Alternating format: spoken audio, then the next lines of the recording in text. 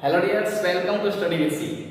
तो अब अपन करने वाले क्वेश्चन नंबर सेकंड, पूर्णांकों के निम्नलिखित युग्मों के एचसीएफ और एलसीएम ज्ञात कीजिए तथा इसकी जांच कीजिए कि दोनों संख्याओं का गुणनफल बराबर एचसीएफ गुणा एलसीएम होगा। ये पहले तो क्या करना है, हमें एक तो एचसीएफ ज्ञात करना है और एक एलसीएम ज्ञात करना है। और ये महत्तम समाप्त करते हैं और ये लघुत्तम समाप्त करते हैं, दोनों ज्ञात करने हैं। फिर पता करना है कि क्या दोनों संख्याओं, माना दोनों संख्या ए और बी है, दोनों संख्याओं का गुणनफल दूसरी एचसीएफ और एलसीएम के गुणनफल के बराबर है क्या, तो ये बताना है। तो अब ये बहुत सरल काम है। सबसे पहले देखो हमें क्या करना है, इसके गुणनखंड करने हैं। सबसे पहले इनके गुणनखंड करने होगी अभाज्य गुणनखंड। तो पहला क्वेश्चन लेते हैं 26 और 91। तो यहां पर देखो 26 के गुणनखंड, 26 के गुणनखंड बराबर क्या होंगे, देखो कि 13 गुण 26 होता है, 2 का भाग जाएगा तो 13 भाग जाएगा, 13 गुण 26 होते हैं। इसके बाद सेकंड आता है 91 के गुणनखंड। 91 के गुणनखंड बनेंगे तो 13 7 91 होता है। इस तरीके से 91 गुणनखंड बन गया। तो ये हो गया। अब इसके बाद तो क्या होगा कि यहां पर इसका एचसीएफ निकलेगा, एचसीएफ 26 और 91। तो इनमें जो कॉमन होती है चीज वो एचसीएफ होता है। यहाँ पे 13 दोनों में कॉमन है, तो 13 इसका क्या आ गया, एचसीएफ आ गया। और इसका जो एलसीएम है वो हमारा होगा यहाँ पर एलसीएम 26 और 26, 91। बाकी बचे हुए देखो 2 7 और 13 सेम आ जाएगा। इस तरीके से 13 7 91 और फिर गुणा 2 2 और 9 18 182। इस तरीके से इसका एलसीएम आ जाएगा। अब हमें पता करना है कि क्या इनका दोनों का गुणा एलसीएम और गुणा एचसीएफ से करें तो क्या इस संख्याओं के गुणनफल के बराबर आता है। तो देखो यहाँ पर एलसीएम या जो भी एचसीएफ गुणा एचसीएफ 26 91 गुणा में एलसीएम 26 91। तो दोनों करें, देखो एचसीएफ क्या था, एचसीएफ 13 था और एलसीएम कितना था 182। इनको सरल करेंगे तो देखो 13 तो ठीक है और 182 2 गुना 91 था, ठीक है। 13 गुना ये 26 हो जाएगा और गुना 91 आ जाएगा। अब ये देखो 26 और 91 में संख्या ये सेम की सेम आ गई, आता है क्या हो जाएगा, जांच करती है ये संख्या होगी, आता है दोनों संख्याओं का गुणा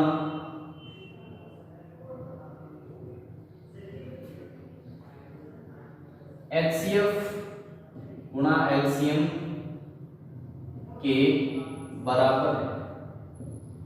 बस इतना ही काम करना है। तो बहुत सरल होगा ये, तो इससे सरल क्वेश्चन लगता ही नहीं मुझे कोई। तो आप करते हैं इसका नेक्स्ट क्वेश्चन सेकंड नंबर वाला। अब ये क्वेश्चन है इसका सेकंड नंबर वाला। तो 510 और 92 का बताना है। तो देखो सबसे पहले यहां पर 510 का लेते हैं। 510 के गुणनखंड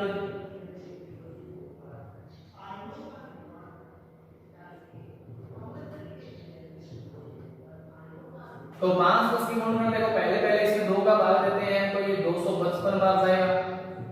फिर 2 का भाग और फिर इसमें कितनी बार जाएगा, देखो 2 का भाग जाएगा, 3 का देते हैं, इसमें 3 का देते हैं तो 3 7 के 21 और 7 बार चला गया। सबसे पहले 3 का भाग देते हैं,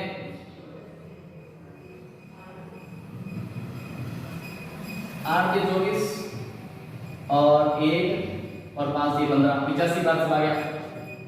और यहाँ पर 2 गुणा 3 गुणा 85 17 बार 85 होता ही है, ये 17 बार चला गया, है ना। तो बहुत ही सरल होगा ये। तो अब करते हैं ये तो इसके अभाज्य गुणनखंड की बात होती है। अब इसके बाद 92 के अभाज्य गुणनखंड या सीधा सीधा गुणनखंड लिखते हैं, गुणनखंड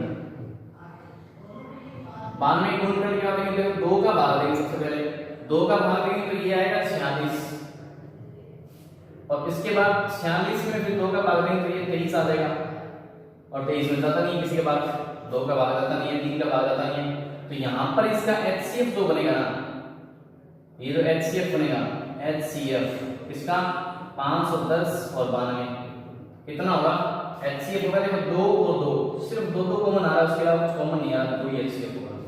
और एलसीएम क्या होगा, इसको क्या लिख सकते हैं, और 2 की स्क्वायर और 23 लिख सकते हैं। तो एलसीएम जो होता है इसके बारे में हमें पता ही है, 510 और 92। अधिकतम घात वाली संख्या लेनी है, 2 की 2 गुणा 3 गुणा 5 गुणा 17 गुणा 23। जब इनका गुणा करेंगे तो आएगा 23,460। ठीक है, ये इसका एलसीएम हो गया। तो ये नॉर्मल तरीके से ये जब आएगा क्या, 23,460, ये इसका हो गया एलसीएम। अब क्या करते हैं कि हमें निकालना है कि एलसीएम या एचसीएफ 510 92 गुणा एलसीएम 510 92, और ये कितना आएगा, देखो सबसे पहले एलसीएम 2 है और ये एचसीएफ 2 है और एलसीएम 23,460 है। सोल्व करेंगे इसको, देखो किस तरीके से बनेगा। देखो यहाँ पर 2 तो ठीक है, ये 2 ही था, लेकिन इसको क्या लिख सकते हैं, 2 की 2 और 3 गुणा 5 गुणा 17 गुणा 23। अब जो तो जिस संख्या का था, 2 3 5 और 17 अलग कर देते हैं, 2 की 2 और 23 अलग कर देते हैं। यहां पर देखो इसका मान कितना है, जस्ट ये 510 और ये कितना आ गया, सोल्व करेंगे तो ये 92 आएगा। नॉर्मल है, मतलब इस तरीके से चलना है। जो इसका अलग अलग कर देंगे, पहले इसको तो हमने इसमें से निकाला था, ये सेम का सेम लिख दिया, इसके अलग अलग कर देंगे जिसके थे, इसका ये इतना था इसका इतना था, वो सोल्व कर देंगे। अब क्या करते हैं, ये बन गई दोनों संख्याएं, तो इस तरीके से इसको लिखा जा सकता है। चलो इसका करते हैं फिर नेक्स्ट क्वेश्चन। अब ये आता है थर्ड नंबर इसका क्वेश्चन। थर्ड नंबर जो बोल रहा है वो 336 और 54 है। बस नॉर्मल है कंडीशन बिल्कुल कि 336 के गुणनखंड क्या होंगे, 336 में 2 का भाग देंगे तो ये जाएगा 168 बार, फिर 2 गुणा 168 में 2 का भाग देंगे तो ये जाएगा, देखिए 8 दूनी 16 और 4 दूनी 8 84 बार। फिर ये 2 का भाग देंगे तो 2 गुणा ये 42 बार चला जाएगा, और नेक्स्ट 2 गुणा 2 ये 3 बार 2 तो आ गया, फिर एक बार और 2 का भाग जाएगा तो ये 21 बार चला जाएगा। फिर ये देखो 2 की 4 आ गई, अलग से 2 की 4 लिख देते हैं, अब ये 3 बार चला जाएगा, साथ ही 21 होता है। इस तरीके से इसके 336 के तो ये गुणनखंड बने। अब बात आती है 54 के गुणनखंड, तो 54 के गुणनखंड बनेंगे 17 दिएगा 27 गुणा 54 होता है, 2 गुणा 27 गुणा 54 हो गया, और 27 का फिर सेम का सेम 2 गुणा 3 गुणा 9 कर देंगे, फिर 2 गुणा 3 गुणा 3 गुणा 3 इस तरीके से बन जाएगा, और यहां पर बनेगा 2 गुणा 3 की 3।